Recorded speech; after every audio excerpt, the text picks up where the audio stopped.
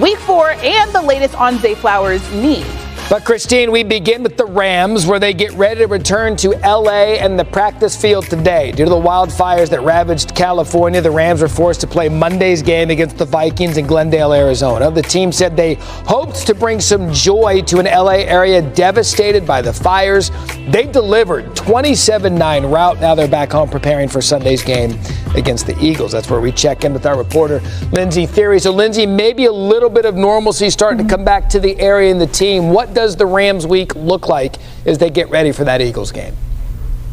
Matt, definitely some normalcy coming back. It's going to be as routine of a week as they could possibly have, preparing on a short week coming off that Monday Night Football win. I'm told today it will be, obviously it's a Wednesday, they would usually have a walkthrough, but they will only have team meetings today as they try to get their legs refreshed, and then they will have 2 days of full practice. I am told as of right now, the fire situation is not impacting how the Rams are approaching the week. The Kenneth fire, that is the one that most impacted the team. It was out in the Hidden Hills and Calabasas area where several coaches and players live. That's where they had to evacuate. Those evacuation orders have since been lifted. That fire is 100% contained. There are red flag warnings and still a wind situation going on out here, but right now those are just evacuation warnings. So players, coaches are back in their homes, and again, they are just trying to take as normal of an approach to the week as they possibly can, given everything that unfolded only a week ago. Yeah, Lindsay, months, weeks, even years of devastation they're going to have to overcome in that area, but at least a sliver of good news as the week progresses, getting ready for the playoff game. Great reporting, Lindsay. Thank you. All right, let's welcome in NFL front office insider Mike Tannenbaum and NFL analyst Jason McCourty. Mike, I want to put you in GM Les Snead's shoes, right? They're trying to go to the playoffs, but they still have to deal with everything that's going on back home. What would you do in this situation? Yeah, Christine, it's tough. You really want to bifurcate the situation. You want to make sure that the families and obviously all the loved ones are taken care of. It's really important because until all that's dealt with, it's hard to concentrate at the task at hand, which is an unbelievable opportunity. So once everything is taken care of, the families are safe, loved ones are taken care of, then it's back to work. But you have to solve one before you can get on to the game. Yeah, I can't imagine. And you, as a player, how would you approach this situation? I think the unique thing about it is you get a locker room and you get an atmosphere for a lot of these players. You get a chance to escape everything that's going on reality-wise with your family, your friends, your loved ones. So to Mike T's point, once everything's taken care of, you get the opportunity to go out there, whether it's on the practice field, on the game field, for a few hours and do something that you love with people that you love. You have the vulnerability of going into that locker room and sharing what you have going on with your brothers that you've been around for the last 6-7 months. So I think that's a unique thing for the locker room, that family members don't get a chance to get away where these players do in the middle of all of this. That's the one thing we've been talking about throughout this whole entire situation, is that sports is able to get you away from what's going on in the real world. All right, let's talk about some matchups a little bit. Both one seeds are the heavy favorites this weekend to advance to their conference championship games. The Chiefs are 8.5-point favorites and look to make their 7th straight AFC championship game. The Lions are 9.5-point favorites and look to make consecutive conference championship games for the first time in the Super Bowl era. So you guys are back.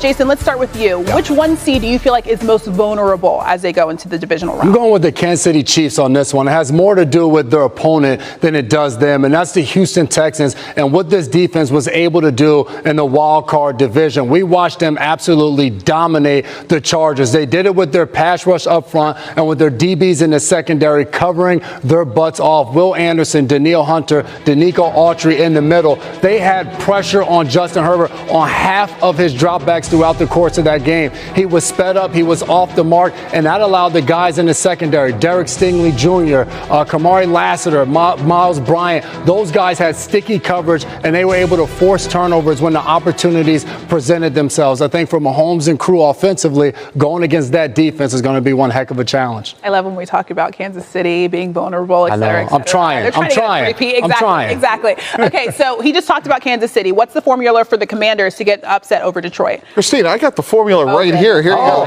You guys wanted upset? Here we go. If we're Washington, we got to run the ball. And when you run the ball, J-Mac, you know what that does? You got to control the clock. So we want to control the clock for more than 32 minutes on offense and leave Detroit on the sidelines. And then on the other side of the ball, here's what we have to do. We have to limit the explosive plays. So I don't know if they taught you this at Rutgers, but that's X to the L. And then you know what? The best game this year is they had 78 tackles, right? So we now have to tackle more than 78. If we do that, we're going to get a big Washington win. So that's the formula. Christine, we got to run the ball and control the clock on offense for 32 minutes or longer. Then defensively, we have to limit their explosive plays. And then we have to tackle more than 78 tackles, Jason, and then we're going to go home. Are you proud of that handwriting right there, that penmanship? That's the one thing that I was going to say. Yeah, he mentioned Rutgers in there. But how do you feel about the formula? I like the formula. After I broke it down and I was able to figure out that was a greater than sign, once I deciphered it and I broke it down, it makes sense to me. There's a little bit of the Da Vinci Code, but we got it. Jason couldn't get into UMass, so there's a lot of envy going on right here. They have a football team? Yeah, we do. Oh, okay. Thank you for taking us to school. This was really good, Mike T. We can read it. Yeah, it's fine. Was it? Ian and Matt back with you. Let us go to the carnival, shall we? You must be at least this tall to ride the coaching carousel. Cowboys, Raiders, Jets, Bears all have seats on their respective horse, plus 2 more. I believe we made a short joke because Jeff Darlington here, both in height and stature, joining us now. What? What? Today, I'm not a little man. I'm a medium-sized man. You're a medium guy with a fantasy football trophy, which makes you this much taller. Hey, first day that Mike McCarthy, former Cowboys coach, can meet with teams. Who's interested in his services? Well, he will take advantage of that moment by meeting with the Chicago Bears in person for their head coaching vacancy. And what makes this especially interesting for McCarthy at this point is that all these other candidates who have done in-person, or I should say virtual interviews because they are under contract with other teams, they cannot do in-person interviews until January 20th. Mike McCarthy, because his contract expired, he can do these in-person interviews now, essentially gets himself a 5-day head start. It is expected that he'll meet with the Bears. Also, the Saints have shown interest as well. We'll see if other teams also line up. But right now for McCarthy, the Bears and the Saints feel like the 2 teams that have shown the most interest. So January 20th, of course, this coming Monday, so we'll see that pick up a little bit for some of these other candidates. Speaking of candidates, yes. I mentioned 6 jobs, and the Cowboys helmet was on our little round carousel. What are you hearing? Give us some of the candidates. We know Prime's one of the hot names out there. What are you hearing attached to the Cowboys? Well, I mentioned the idea of coaches that are not under contract. One of them is Robert Saleh. He is a candidate who can meet with teams, and it is expected that at some point he will meet with the Cowboys about their head coaching job. You see there, though, Kellen Moore and Deion Sanders. Sanders has had communication with the Cowboys. That has not escalated any further. Kellen Moore has not had any contact yet, but it is expected that perhaps he would also be a candidate for that job. Now, let's move to the New Orleans Saints here. Not necessarily one of the highest coveted jobs. I've talked to a number of the candidates out there, and this really doesn't necessarily feel like it's the 1, the 2, or even the 3 slot, but I will still say Aaron Glenn is one of those big name coaches who the Saints would love to talk more to. Again, can't really talk to him in person until January 20th. They did do the virtual interview. We'll see if Glenn, come next week, can maybe perhaps schedule something in person. The New York Jets job, obviously, I mentioned coveted being a key word here. The Jets job, not necessarily all that coveted at this point. Matt Nagy certainly seems like a dream choice at this point, given his tenure with the Chiefs at this point, but Nagy has been resistant to really taking any head jobs right now, given his position with the Chiefs and his ability to coach Patrick Mahomes. So we'll see if they can maybe get a meeting with him. Now the Jaguars, I want you to listen carefully here, because I keep hearing from coaching candidates that this is actually the most coveted job available right now. And I think it's going under the radar. And I keep hearing that Ben Johnson actually has his eyes squarely on that Jaguars position. I'm not saying that that's his top choice, but I am saying that that is a job that really interests him. Now, the Trent Baalke situation with him currently holding the position of general manager does throw a bit of a wrench into this, but I'm telling you, I have spoken to several different candidates who say that Jaguars job is the one that a lot of coaches are eyeing as the one that they want. What's the theory behind that? Trevor Lawrence? Good organization. I mean, I think it's Trevor Lawrence. It's cap space. It's a good city in the great state of Florida. But in all seriousness, there's a lot of things that are on the side of the Jaguars. Not a big market team, sure. I get it. But there's a lot of things going, not the least of which is Trevor Lawrence at the quarterback spot. Yeah, that's interesting. The Jags, for a lot of these coaches, would be interested in that one. It's NFL jobs, only 32 of them, so pick the one you get. Jeff Darlington, we picked him. Thank you. It is now time for Holding McCourty with NFL analyst Jason McCourty. So happy to be here always. I love that smile. I know, it's so cute. I look ecstatic. That was like exactly. day one. Now you don't feel that way anymore? I mean, some days. Yes, you do. Yes, you do. Give me 4 things that you need to see this weekend in the divisional round. Oh, we have football coming, guys. I am excited. I am fired up. Let's start with the first one. Chiefs and Texans. The Kansas City Chiefs haven't played a game since Christmas. That was 23 days ago. I need to know, are they going to come out slow? Are they going to have a little bit of a sluggish start? I know they're healthy right now. They've got all their guys back and they're clicking at the right moment, but how long is it going to take for them to really get rolling? We're going to see and we're going to tune in. That's going to be a great matchup. From then we get to the Commanders and the Lions. Can the Lions keep tabs on Jaden Daniels? They played against Russian quarterbacks when they had Anthony Richardson and Josh Allen, and both of those guys had positive days. The Lions blitz the second most in the NFL, and that's when Jaden Daniels is at his absolute best. Can they keep him in the pocket, or will he run wild? That's what my eyes are going to be on in that matchup. From that game, we head over to Rams and Eagles.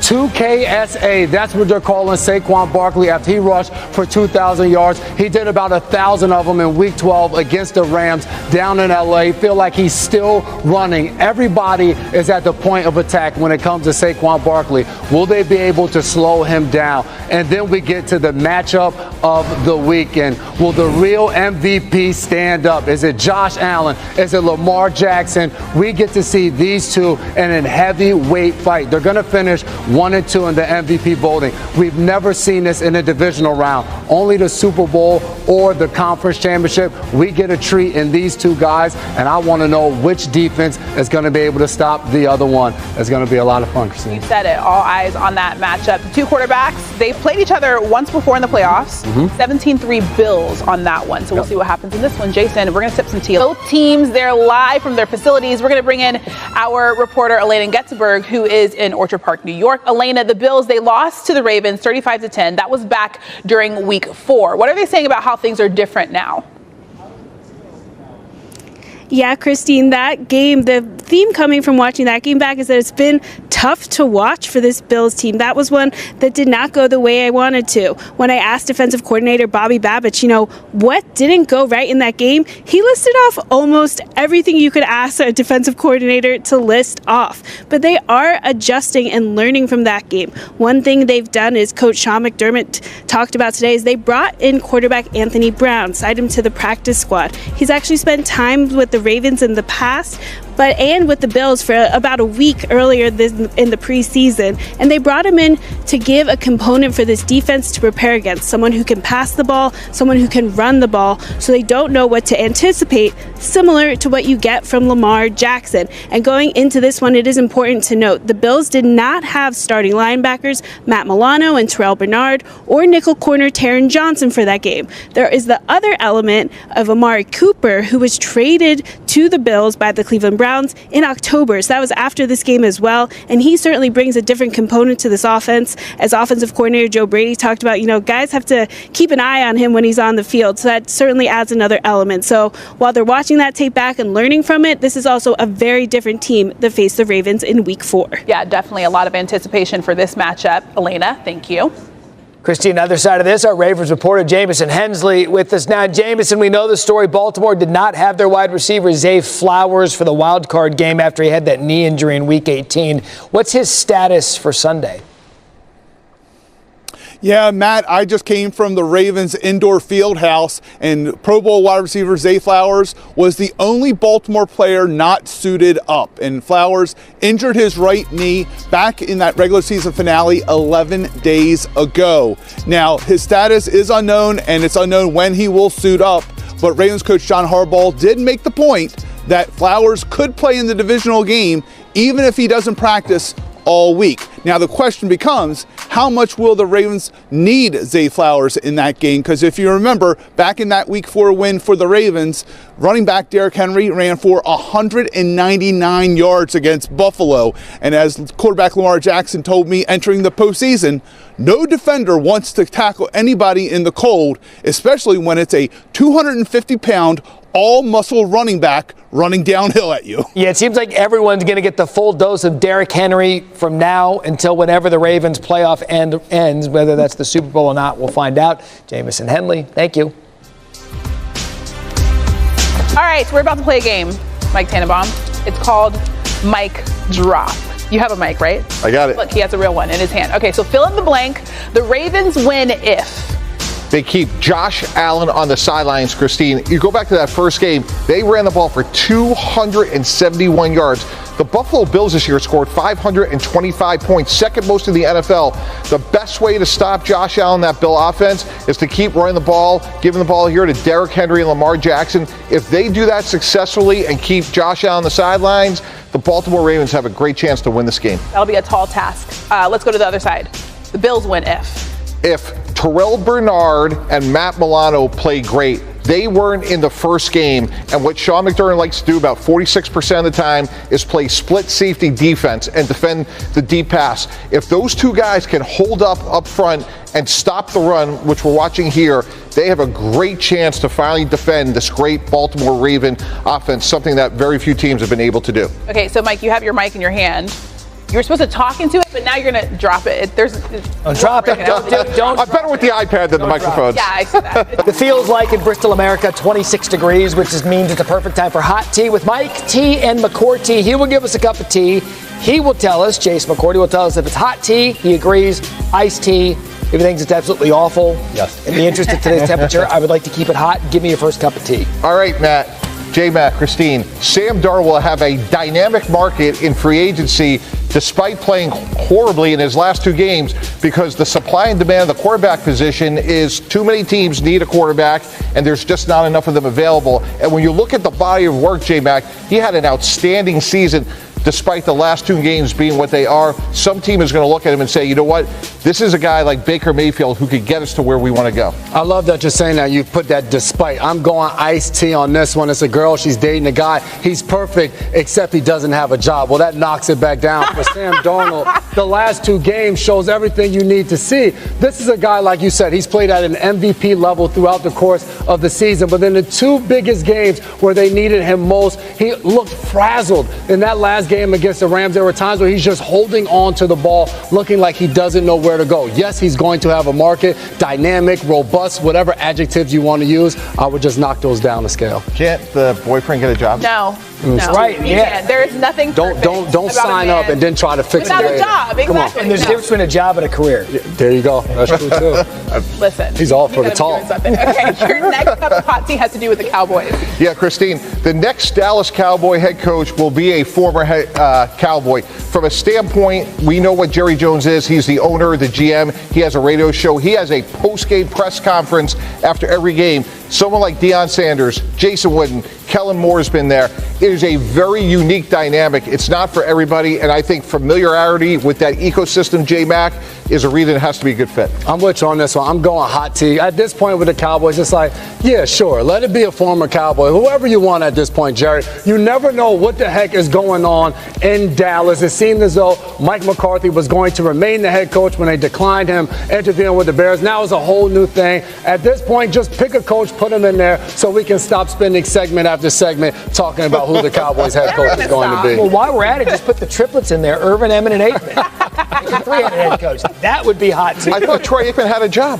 He does. He does. Okay. Only on Mondays, though. That's All right, so final cup of tea, Ravens-Bills rematch, divisional weekend. Give us the tea. All right, here we go.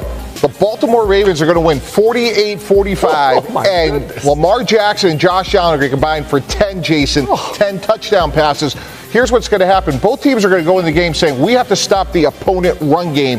They're going to put a lot of resources to line scrimmage, 8-man fronts, and when that happens, these two MVP candidates, Lamar Jackson right here and Josh Allen, are going to throw the ball all over the yard in Buffalo. Ice-T, Ice-T, Ice-T. You're a DB. Put some respect on the defense's name. Just 10 touchdowns, 45 to this, 45 to that. I look at these two defenses, the Buffalo Bills, they have their guys back. From that first game, there was no Terrell Bernard, no Matt Milano, no Taron Johnson. And then for the Ravens, they've turned things around defensively since they've inserted Ardarius Washington and they moved Kyle Hamilton to safety. I think there's going to be some defense. Give them 20-something points before we go all the way up to 40. I'm going Ice-T on that one. What's the math on that? 93 combined points? Yeah, take the over. All right. It's a high school basketball score. You guys, we didn't cheers at How all rude of today. us. That was so rude. Sorry. Cheers. Thank you Across guys. the table.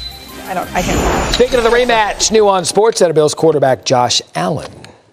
I feel like we've grown quite a bit since that game. Obviously learned a lot from those moments. Going back and watching it, obviously wasn't our best effort. Felt like we didn't play our best football.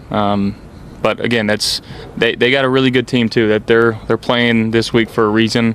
Their defense, the last really 8 to 10 weeks, has been superb. Their offense is fantastic as well. They got a lot of studs over there, led by Lamar, obviously, and it's a tough team to play regardless. And that's why you play this game, is to be in moments like these. And our team, we're extremely happy and blessed to be playing and continue playing this game. And again, we're just trying to find a way to go 1-0. I think we're just a pretty together unit right now. Really just going out there and playing for each other.